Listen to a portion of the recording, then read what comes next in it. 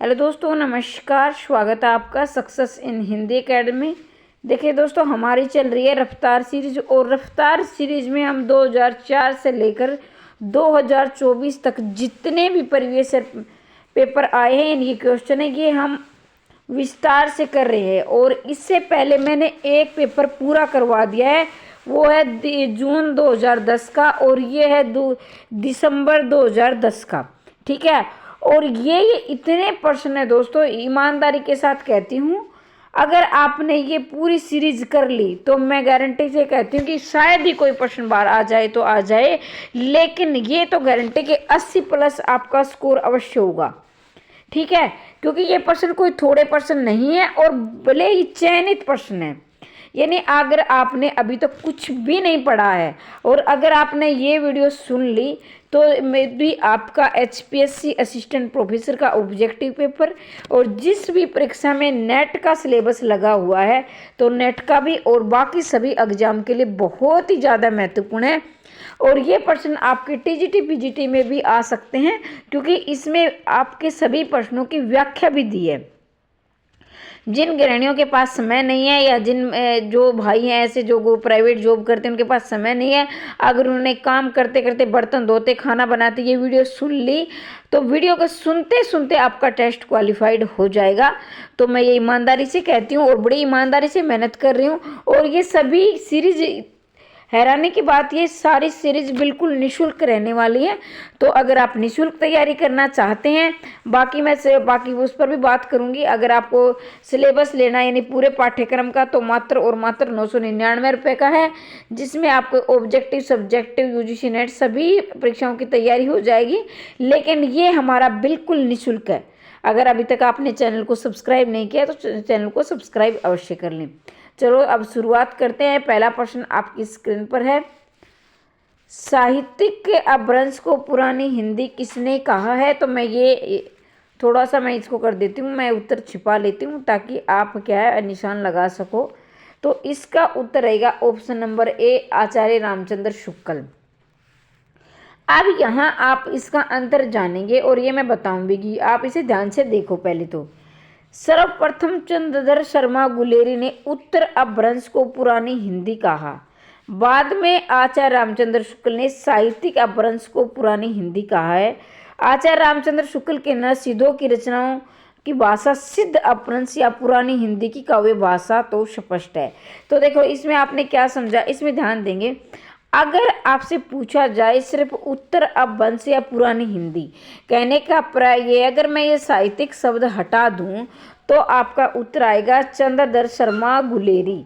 ठीक है, अगर आपसे सिर्फ पुरानी हिंदी पूछा जाए, अपभ्रंश पुरानी हिंदी, तो आपका उत्तर आएगा चंद्रधर शर्मा गुलेरी।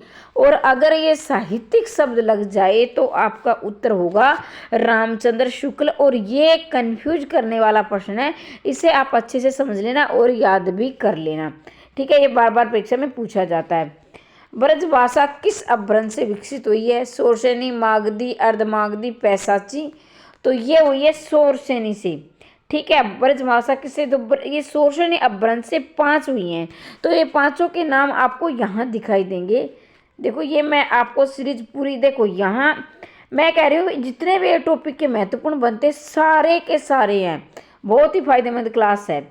पहले आएगी आपकी संस्कृत, और संस्कृत में यहाँ नहीं, ये 2 भाग होते हैं संस्कृत, एक होते वैदिक संस्कृत और एक है लौकिक संस्कृत। ठीक है, वैदिक संस्कृत वो है जिसमें वेदों की रचना की गई थी, जिसमें 4 वेद हैं और उपनिषद लिखे गए हैं, वेद और पुराण उपनिषद। लेकिन लौकिक संस्कृत में रामायण और महाभारत की रचना की गई है। वैदिक संस्कृत जो पढ़े लिखे थे उनकी भाषा होती थी। लौकिक संस्कृत अनपढ़ या आम जो साधारण जनजीवन की भाषा होती थी। उसके बाद है पाली। पाली में क्या है? सिद्धों की, बौद्धों की रचना है। प्राकृत में जैनों की, और अपभ्रंश फिर हिंदी। ये ऐसे आपकी सीरीज होगी। ये सीरीज आप अवश्य याद कर लेना। यहाँ देखो अब आप शोरसेनी में कितने बताई थी? मैंने 5 बताई थी, जिसमें शोरसेनी अपभ्रंश की एक उपभाषा में पश्चिमी हिंदी।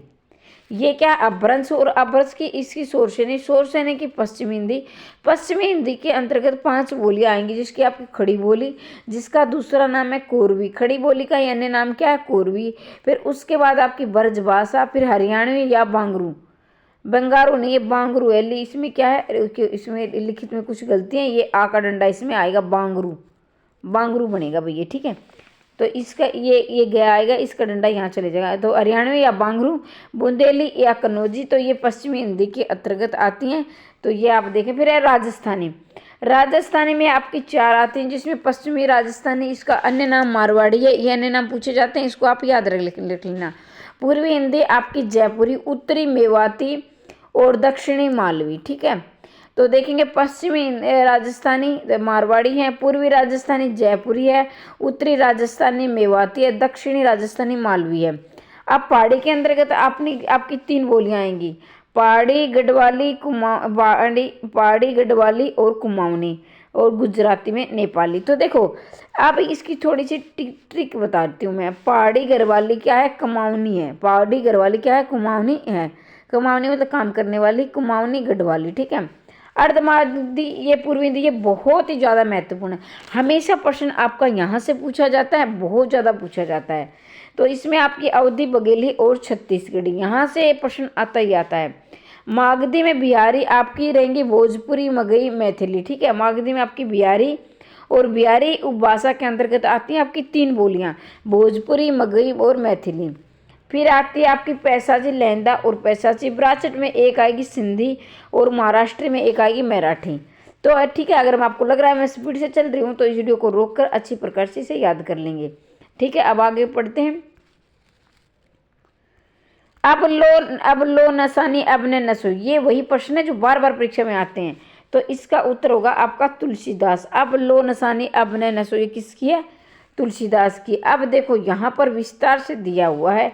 अब लो नसानी, अब ने तुलसीदास, मेरे नैन बहरे की बेल ये सूरदास, घायल की गति घायल जाने और न जाने कोई मीराबाई, मेरी हरी मोरा पीऊ हरी की बहुरिया कबीरदास। तो देखो ये एक ज़्यादा महत्वपूर्ण है, तुलसीदास, अब लो नसानी, अब न नसो, बहुत है। वैसे तो देखो ये सारे पूछे गए हैं, लेकिन ज़्यादा महत्वपूर्ण है उसमें से भी मैं आपको बताऊंगी। तो घायल की गति घायल जाने, तो ये मीराबाई, ये 2 आपके लिए परीक्षा बहुत ज़्यादा महत्वपूर्ण है, और सारे याद कर लोगे तो और अच्छी बात है। राहुल वेल किसकी रचना है, चंद्र बरदाई की, रोड़ा कवि की, दामोदर की, शंभू की। तो रोड़ा कवि की है, ठीक है। तो यहाँ देखेंगे आपको पूरा विस्तार दिया है। राहुल वेल रोड़ा कवि की है, पृथ्वीराज रासो चंद्र बरदाई की है, उक्ति व्यक्ति प्रकरण दामोदर की है, पयंबु चंबु शंभू की है। अब मैं थोड़ा सा और बता देती हूँ। ये क्या है, चंपू काव्य है। राहुल वेल क्या है, चंपू काव्य। अब ये चंपू काव्य क्या चीज होती है, जिसमें गद्य और पद्य दोनों में रचना है, वो चंपू काव्य होता है। और इसमें पहली बार किसी रचना में पहली बार नक्सिक वर्णन किया गया था, तो राहुल वेल में किया गया था, और रोड़ा कवि की ये रचना है, ठीक है। ये याद रखेंगे। पृथ्वीराज रासो, इसमें इसकी प्रमाणिकता, अर्ध प्रमाणिकता आप जरूर याद रख लेना, यहाँ से भी प्रश्न, ये चंद्र बरदाई की है। और व्यक्ति व्यक्तिकरण दामोदर, ये व्याकरणिक ग्रंथ है। ये कैसा व्यक्ति व्यक्ति, व्याकरणिक ग्रंथ है। पयुम चरण शंभु, ये कि राम के जीवन पर आधारित है, राम के जीवन पर आधारित है। तो यहाँ से भी मैं और भी ज़्यादा आपको क्वेश्चन दे रही हूँ, ज़्यादा से ज़्यादा। तो इस बात की आप कदर करेंगे। और वीडियो कैसे लगे कमेंट के माध्यम से जरूर बताएंगे। कई अभ्यर्थी पूरी वीडियो देख लेते हैं, लाइक करते हैं ना, कमेंट बताते हैं। देखो भाई, आपको मोटिवेशनल की ज़रूरत होती है, तो मुझे भी होती है। जब आपके कमेंट आते हैं अच्छे से, तो मेरा और ज़्यादा वीडियो लाने का मन करता है, और मुझे आपकी एक ऊर्जा का काम करते हैं आपके कमेंट मेरे लिए। इनमें कौन सी रचना अवधी भाषा की नहीं है? रामचरितमानस अवधी भाषा की है, किसकी है? तुलसीदास की है। पद्मावत किसकी है? अवधी भाषा की है, ये किसके? जायसी की है। चंदायन भी किसकी है? मुल्ला दाऊद की, ये भी अवधी। विनय पत्रिका किसकी है? तुलसीदास की, और ये है ब्रज भाषा में, ठीक है। तो अब मैं इसका विस्तार दिखा देती हूँ आपको। रामचरितमानस अवधी है, और पद्मावत ठेठ अवधि, ये खड़ी बोली या ठेठ अवधि या साहित्यिक अवधि, इन बातों को भी आप याद रखेंगे। ठेठ अवधि। और विनय पत्रिका तुलसीदास की ब्रज भाषा में है, और चंदायन मुल्ला दाऊद की अवधी भाषा में है, और इसका समयकाल 1574 ईस्वी। तो ये सारे आप याद रखेंगे। तो ये देखेंगे। और पद्मावत का 1540, ये भी पूछा जाता है। उद्धव शतक किसकी कृति है? सत्यनारायण कविरत्न, गया प्रसाद शुक्ल स्नेही, नाथुराम शर्मा शंकर, जगन्नाथ दास रत्नाकर। तो इसका उद्धव शतक का रहेगा जगन्नाथ दास रत्नाकर। अब आगे बढ़ते हैं तो ये पूरी डिटेल देखें। उद्धव शतक 1929 ईस्वी जगन्नाथ दास रत्नाकर है। प्रेम कली सत्यनारायण कविरत्न है। प्रेम पचीसी गया प्रसाद शुक्ल स्नेही है। शंकर सरोस ये नाथूराम शर्मा शंकर की है। तो जिसमें ये दो रचनाएं इतनी पूछी जाती है, शंकर सरोस नाथूराम शर्मा शंकर। उद्धव शतक 1929 जगन्नाथ दास रत्नाकर, दो तो बहुत ज़्यादा पूछी जाती है। अच्छे मेरा करवाने का मतलब ये है कि कहाँ से प्रश्न आते हैं, कहाँ से प्रश्न बनने की संभावना है, और इतने कि मैं आपका 1 मिनट भी व्यर्थ नहीं जाने दूंगी, ये मेरी गारंटी है। जितने भी प्रश्न जो आएंगे यानी करवाऊंगी, ये आपको परीक्षा में ऐसे छपे मिलेंगे और आप मुझे याद करोगे ये प्रश्न हमने उस क्लास से देखे थे। इनमें से कौन सी रचना केशवदास की नहीं है? रामचंद्रिका, कवि प्रिया, ललित ललाम, रसिक प्रिया। तो प्रश्न नंबर इसका रहेगा आपका सी। तो ये देखेंगे ललित ललाम किसकी है? मतीराम की है। तो ये देखो पूरा विस्तार, बस इन प्रश्नों की यही खासियत है, इनसे बाद कोई प्रश्न नहीं जाएगा। रसिक प्रिया, इनका समयकाल जरूर याद रखें। केशवदास की प्रमुख रचनाओं में 1591 रसिक प्रिया बार बार पूछा जाता है। रामचंद्रिका और इसका समय 1 है, कवि प्रिया का 1601 से। फिर रतन बावनी और वीर सिंह देवचरित का समय 1 है, रतन बावनी का 1607, वीर सिंह देवचरित का भी 1607। विज्ञान गीता 1610, जागीर जसचंद्रिका 1612, नक्शी छंदमाल, जबकि फूल मंजरी, लक्षण श्रृंगार, सत्यसार, रसराज, ललित ललाम ये 1664 और 1681, अलंकार 85 का 1690, वर्त कौमी 1701 आदि मतीराम की रचनाएं हैं। तो अगर आप यहाँ तक याद नहीं कर पाते तो मैं ये कहती हूँ ये और यहाँ तक तो आपको करना ही करना है। ये रचनाएं तो यहाँ तक तो आप अवश्य कर लें, बाकी छूट जाएंगी कोई दिक्कत नहीं है, लेकिन ये तो आप जरूर याद कर लें। केशवदास की रचनाएं बहुत ज़्यादा महत्वपूर्ण है और इनके सन बहुत ही ज़्यादा महत्वपूर्ण, बार बार पूछे जाते हैं। ठीक है, तो अरे केशवदास को कठिन काव्य का प्रेत भी कहा जाता है, ये रामचंद्र शुक्ल ने कहा है। राम की शक्ति पूजा की रचना आधार ग्रंथ क्या है? ये आपके पाठ्यक्रम में है। ये इसका समय 1936 और ये निराला की रचना है। किसकी है? निराला की है। तो इन प्रश्नों की खासियत है क्या है? वैसे प्रश्न है तो एक ऑप्शन में 4 छिपे होते हैं, यानी एक क्वेश्चन में 4 होते हैं, लेकिन यहाँ आपको एक क्वेश्चन के साथ 20-20 क्वेश्चन आपके तैयार हो रहे हैं। ठीक है, तो ये आप समझदार हैं, खुद समझ सकते हैं। राम की शक्ति पूजा का समय 1936 है और निराला है, और इसका आधार ग्रंथ है कृत्तिवास रामायण। देख सकते हैं कृत्तिवास रामायण। तो ये देखिए, मैं इनसे ज़्यादा और भी बताऊंगी, ये ध्यान से सुनेंगे आप। सूर्यकांत त्रिपाठी निराला का जो जन्म है ये 1899 है, लेकिन कहीं कहीं आपको 1889 भी मिल सकता है। कहीं आप सोचो भाई मैडम ने गलत करवा दिया है, तो ये 1-2 साल आगे पीछे सभी का रहता है, कईयों का नहीं भी रहता है, लेकिन ज़्यादातर 1-2 साल हो जाते हैं तो उधर, तो उसमें घबराने की आवश्यकता नहीं है। वो ऑप्शन के अनुसार आप निशान लगा देना। तो ये भी इसका मिल सकता है, ज़्यादातर तो मैंने यही देखा है, इसमें ये लिखा है। ठीक है, तो ये भी हो सकता है, ये भी हो सकता है, डरने की आवश्यकता नहीं है, दोनों हो सकते हैं। राम की शक्ति पूजा 1935 या 1936, ये दोनों, अगर 35 आए तो 35 लगा देना, लेकिन इसमें इसका समयकाल 35 नहीं है, इसका ज़्यादातर रचनाओं में 36 ही मिलता है। लेकिन अगर दोनों हो तो आप 36 की तरफ जाएंगे। वैसे दोनों इकट्ठे कभी नहीं आते हैं, लेकिन दोनों हो तो आप 36 को लगाएंगे। अगर 36 नहीं है तो 35 को लगा सकते हैं। तो ज़्यादातर इसका समय 1936 ही देखने को मिलता है। अब इसका आधार ग्रंथ क्या है? कृत्तिवास रामायण है, और ये बंगला रामायण का प्रभाव है। तो ये बहुत ज़्यादा महत्वपूर्ण है। कृत्तिवास रामायण या कृत्तिवास कृत बंगला रामायण का प्रभाव है, इसमें राम की शक्ति पूजा, और ये पूरी रचना आप याद कर लेना, ये आपके पाठ्यक्रम में है। और ये अनामिका, ये भी मैं आपको बता देती हूँ कि किस में संकलित है, अनामिका 2 में। और अनामिका 2 का समय काल है दोस्तों 1938 अनामिका 2 का समय काल है, इसको भी आप याद रखेंगे। ठीक है, अब आगे चलते हैं। आत्मजयी किसकी है? तो आत्मजयी कुंवर नारायण की है, और इसका समय 1965, ये बार बार पूछा जाता है। तो ये मैं आपको बता देती हूँ, यहाँ देखो एक यही खासियत है भाई इन प्रश्नों की। आत्मजयी 1965 कुंवर नारायण, ये प्रबंध काव्य है। साय में दुख 1975 दुष्यंत का में ये काव्य संग्रह है। कनुप्रिया 1959 धर्मवीर भारती, ये काव्य है। संशय के एक रात नरेश मेहता, ये प्रबंध काव्य है। और आत्मजयी 1965 कुंवर नायक प्रबंध काव्य, ये कठोपनिषद के नचिकेता प्रसंग पर आधारित है। तो ये भी पूछा जाता है ये किस पर आधारित है, तो याद रखेंगे ये कठोपनिषद के नचिकेता प्रसंग पर आधारित है। तो इसके इर्द गिर्द जितने प्रश्न बने थे मैंने सारे करवा दिए। वीडियो को रोककर अच्छी प्रकार सुन लेना, क्योंकि बहुत सारे दोस्त ऐसे हैं जिनकी अच्छी तैयारी है, वो सिर्फ रिवीजन कर रहे हैं, तो सभी को मुझे साथ लेकर चलना पड़ता है।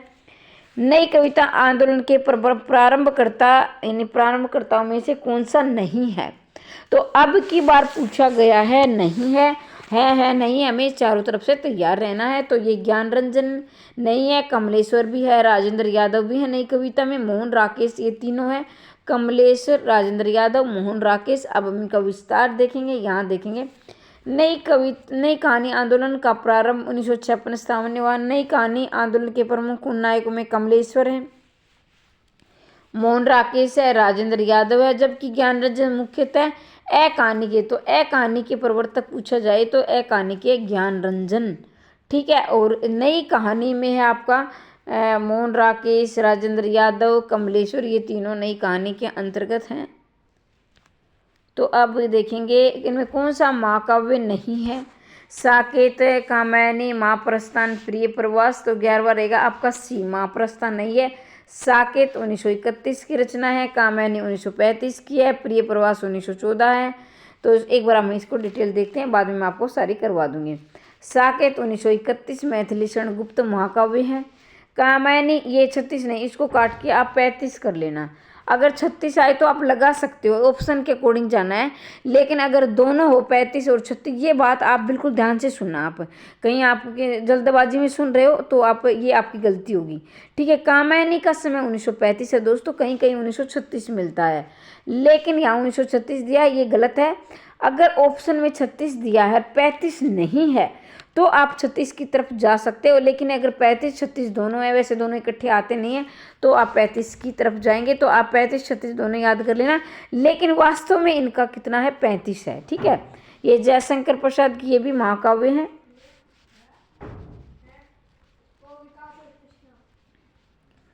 तो यहाँ देखेंगे आप, और प्रिय प्रवास 1914 हरिओद के, ये भी महाकाव्य है।